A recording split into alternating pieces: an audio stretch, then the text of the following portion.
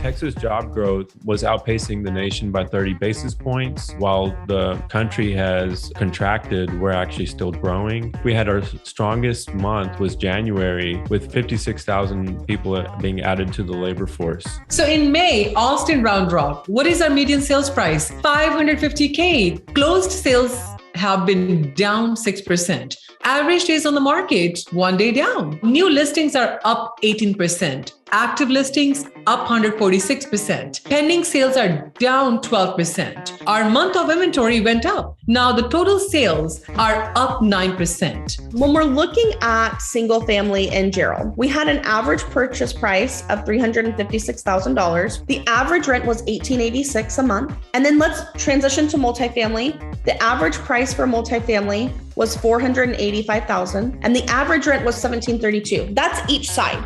So $1,732, multiply it by 2.